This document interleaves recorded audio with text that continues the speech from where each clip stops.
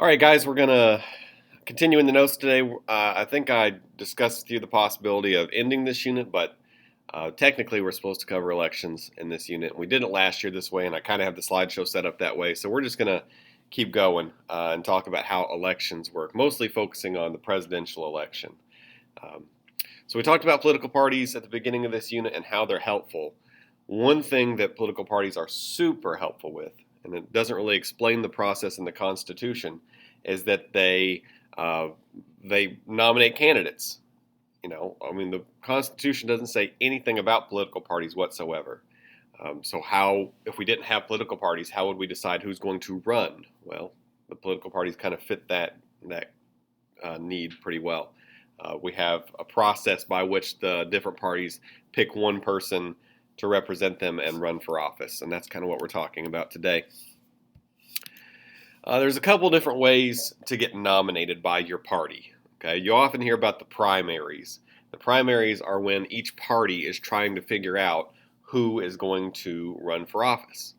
There's a couple different ways they do it. A lot of people want to represent their party. In 2016, there was a whole bunch of Republicans who were battling it out with Donald Trump to try to represent the Republicans.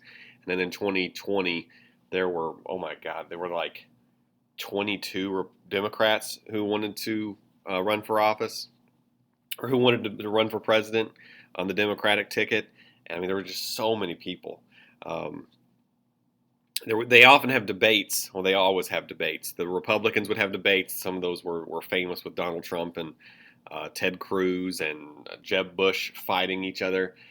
The Democrats did the same thing, but they had so many people that they had to have 2 nights of debates each time, and they'd have 10 people on stage, and then the next night they'd have 10 different people on stage. And when you have that many people on stage, it's so hard for anybody to get any time.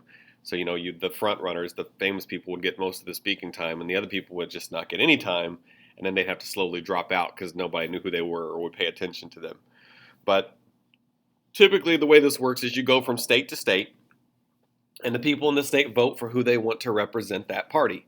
There's a couple different ways to vote. There's the primary method, which is just straight up how you know elections. You go to a polling place, they give you a ballot, you go into a little secret booth like this, and you mark off the ballot, you turn it in. Pretty straightforward. I mean, it's just a secret private ballot, just like you normally would do. But a couple of states have before I move on to that, there's a couple of different types of primaries. There's a closed primary, meaning that you have to belong to that party to vote for it. So let's just say that the Democrats are trying to figure out who they want to run in 2024, right? They come to Indiana and there's 10 of them.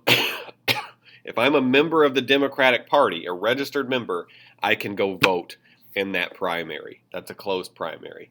If you're a Republican, you are not allowed to vote in the Democratic primary. It's closed to everyone who is not a Democrat.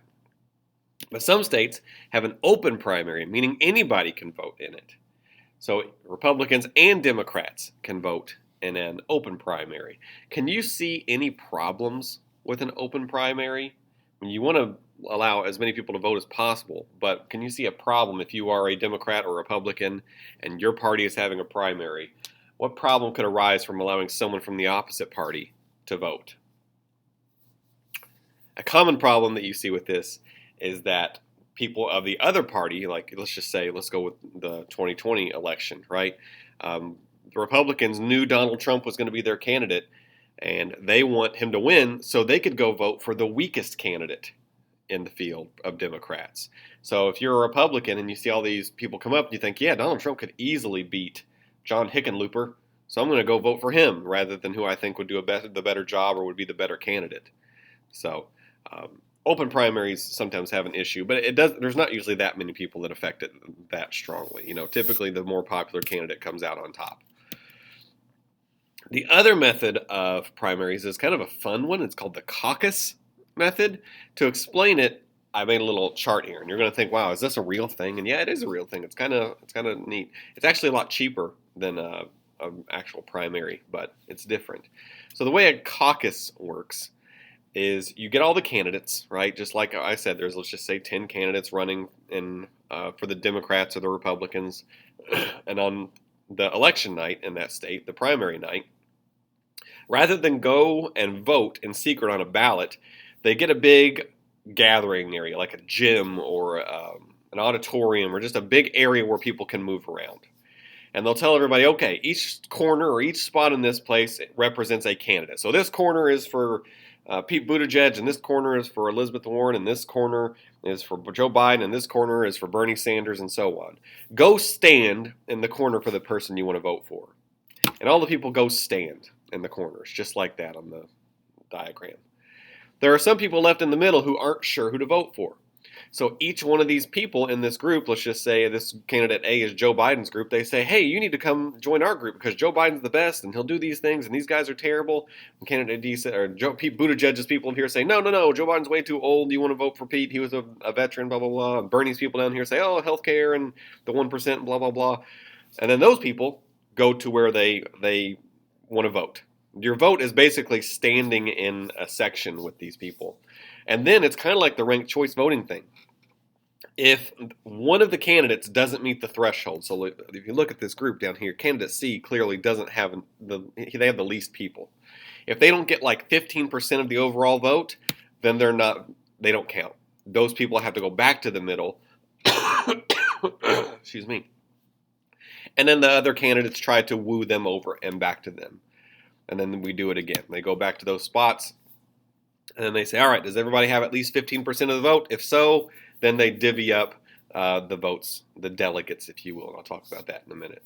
Okay, so it's kind of one of the videos we talked about it, or we watched before, call it a voting party. So it's kind of different, but it's interesting. Iowa famously holds the first caucus. Whenever and the first elections, for the most part. Whenever it's New Hampshire has the first primary, but Iowa holds the first caucus. Every year, you have all these people wanting to be president, and they go out to Iowa because everyone's still on the ballot. There's the Iowa State Fair. You have all these people eating hot dogs and corn dogs, and here's Andrew Yang with a giant like turkey leg, and Bernie Sanders shaking hands, and Elizabeth Warren snapping pictures, and I mean everyone here goes to the Iowa State Fair to try to seem like a common man and relate to everybody and get votes. So Iowa's always first. That's something you might keep in mind. As far as winning the nomination goes, this is where it gets a little technical, and we're going to keep it simple. You have to win delegates. Delegates are people that vote for you. Okay? Each state has a certain number of delegates, and when you win that state, you win delegates from that state. Okay? Here is a and it's also complicated because there's different types of delegates. Okay, so the whole idea is you have to win a certain number of delegates to win the nomination. If you look here, this was 2020. They needed 1,991 delegates to win, meaning you got over half the delegates. So whoever got at least 1,991 delegates, they won the Democratic nomination, and they become the candidate. Bernie Sanders was winning early. He won, I think he finished second in Iowa, actually. But he had 34 people. Elizabeth had 28. Elizabeth Warren had 8, and Pope had 7. Notice Joe Biden is missing from this list. He was doing very poorly in the first 3, I want to say, primaries. But we'll talk about that again here in a second. So the whole idea here is when you go to a state, you win a certain percentage of the vote, right? People vote for you, whether it be a caucus or whether it be a primary. If you win 40% of those people's votes, you win 40% of the delegates from that state, and each state is worth a different amount of delegates depending on the population. Okay, so Bernie Sanders, if he won 40%, he won 46% of the delegates in a certain state. He won 46% of that state's delegates. Pete Buttigieg, who I brought up a couple of times, he did really well early on. He won Iowa. I think he finished second in New Hampshire, but I mean he was doing really well. He shocked a lot of people, but then he fell off a cliff once we got to the more diverse states. And well, it doesn't not with Democrats, but with Republicans, they sometimes do a winner take all, meaning that if you win the majority of the votes in that state, you get all the delegates. So and it's only some states. If you look at this map, like. The ones that are dark green are winner take all. So Florida, if you win the majority of the votes in Florida, you win all their delegates. Ohio, if you win the majority of the votes in Ohio, you win all their delegates. But then there's proportional ones and hybrid ones, and there's a little bit more mixed up. But Democrats don't do the winner take all system. Here's where it gets even more tricky. Okay, there's something called superdelegates. And this is where you may have heard me say Bernie Sanders, people like to say Bernie Sanders got screwed whenever he ran for president. If you look up here at this chart, this was in 2016. Let's look at the pledged delegates. Hillary Clinton had 1812, Bernie Sanders had 1520. He was pretty close. Like, he had a lot of pledged delegates. It was a tight race. But look over here at the superdelegates. Hillary Clinton had 572 to Bernie Sanders 46. Superdelegates are representatives, they're former congressmen, they're people in the power of the parties, and they just pick who they want to vote for. They don't listen to votes, or they don't listen to anybody, or who won the caucus or the primary. They just pick who they want, who they think will win. The big thing is that the Democratic administration, the higher-ups in the Democratic Party said, Bernie Sanders isn't going to win. Like, he's too liberal. We don't want him as our candidate because he's not going to win, so we're just going to pick Hillary Clinton. We don't care how well he's doing in the polls. We don't care what the people think about Bernie Sanders because he's obviously very popular. We're not going to pick him because he's not going to win. And so that's where people say, oh, Bernie got screwed because, the people wanted him to run, and he was doing very well with the pledged delegates, but the superdelegates just wouldn't pick him. As far as who the superdelegates are, they're just people the party picks. Like, the Democratic Party and the Republican Party just pick these people to be delegates, and it's usually, like I said, former politicians. It's current congressmen, so Bernie Sanders is a superdelegate. It's mayors, it's governors, former presidents. Barack Obama is a superdelegate. Jimmy Carter, Clinton is a delegate. Joe Biden is a congressman or a former congressman. He's a delegate. Union leaders, just people who are in really important powers of position, are superdelegates, and they just get to pick, right? So at the end of the day, whenever you add up their superdelegates and their pledged delegates, if they meet that number right here, you can see here is the 2016 number, and it changes all the time. Here's the 2016 number. They needed 2383, and Clinton got that easily with the superdelegates. So then once they hit that number of delegates, they have this big convention. We had one in this year, but it was virtual, so it was kind of weird. I don't know if you got to watch any of that. But they have this big pomp and circumstance where they get up and they cast their votes. Here's a scene from the 2016 one. This is, oh gosh, what's his name? Alabama. I can't think of the guy's name. Jeff Sessions. Whew, I had a stroke there for a minute. Jeff Sessions, and this is what they do for each state over this 3-day period. I don't know if this is going to play. I don't know if you guys will be able to hear this or not. Probably not, but we'll see. Is proud to cast his vote. 1 vote for Marco Rubio, 13 votes for Ted Cruz, 36 votes for the next president of the United States, Donald J. Trump.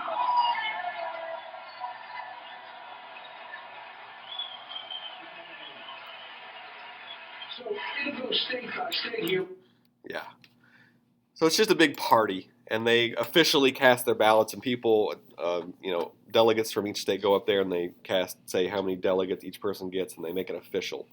And then the person they have a bunch of speeches, like celebrities come out, and then on the wives come out and speak, and then on the final day, the candidate comes out and say, I accept the nomination, and then the balloons fall, and then they dance, and then they wave at the crowd, and then it's official. So, all right, we're going to stop there. I do have another exit ticket for you to watch, which is kind of just a little bit more detail about the primary, so I would like for you guys to watch that. You don't have to have it done today, because this video is a little longer than I had anticipated, but it will be something that's due before we have a test, which I'm guessing we're going to do campaigns tomorrow and campaign financing tomorrow, and then probably the Electoral College the next day. So we're looking at a test maybe mid next week over all this stuff. So lots of assignments up there, though, that I know a lot of people haven't finished. The Plotagon video, the fictional campaign posters, lots of exit tickets, several ed puzzles, the third-party flyer. So make sure you guys use this time today if you have extra time to get some of that stuff done. Okay, and don't forget about this ed puzzle I just assigned. Okay, see you guys.